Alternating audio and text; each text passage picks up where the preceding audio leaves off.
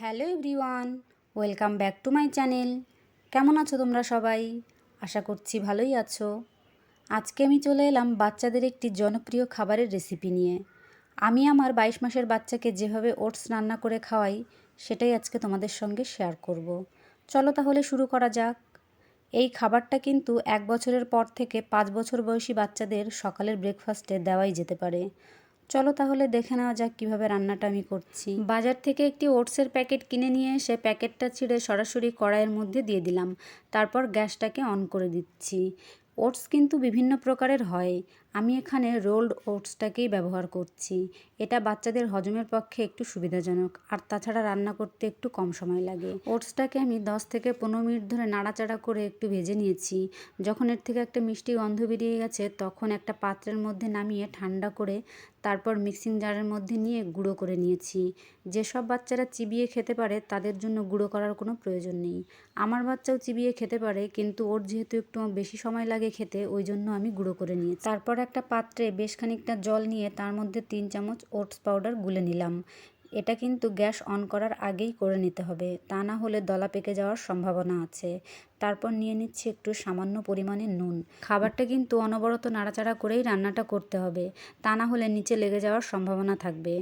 এই খাবারটা রান্না করতে খুব বেশি সময় লাগে না, 4 থেকে 5 মিনিটের মধ্যেই রান্নাটা হয়ে যায়। রান্না তো কমপ্লিট, এখন খাবারটাকে একটু সাজিয়ে নেওয়ার পালা। এখানে আমি 2টো খেজুরকে হাতের সাহায্যে ভালোভাবে ম্যাশ করে নিচ্ছি। খেজুরটা যেহেতু নরম ছিল সেহেতু আগে থেকে ভিজিয়ে রাখার প্রয়োজন হয়নি। তারপর আমি এখানে নিয়ে নিচ্ছি ফর্মুলা দুধ। যে বাচ্চা যে ফর্মুলা দুধটা খায় সে সেটাই নিতে পারো।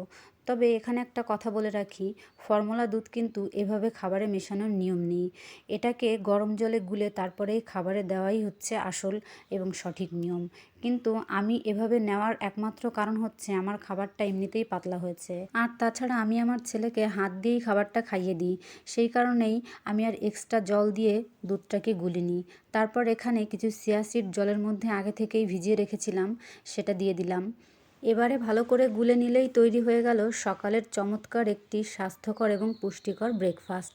শুধু ব্রেকফাস্টই না, রাতের ডিনারেও খাবারটা দেওয়া যেতে পারে।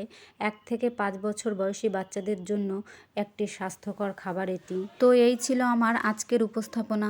ভিডিওটা ভালো লাগলে একটা লাইক করে দিও, আর চ্যানেলে নতুন হলে অবশ্যই চ্যানেলটাকে সাবস্ক্রাইব করে দিও। এই রকমই বাচ্চাদের নিত্য নতুন খাবারের রেসিপি নিয়ে আবারও হাজির হব। ততক্ষণে তোমরা ভালো থেকো, সুস্থ থেকো, সাবধানে থেকো, আর অবশ্যই চ্যানেলটাকে সাবস্ক্রাইব করে পাশে থেকো। আজকের মতো বিদায় জানাচ্ছি, দেখা হচ্ছে আবারও পরবর্তী কোনো এক নতুন ভিডিওতে।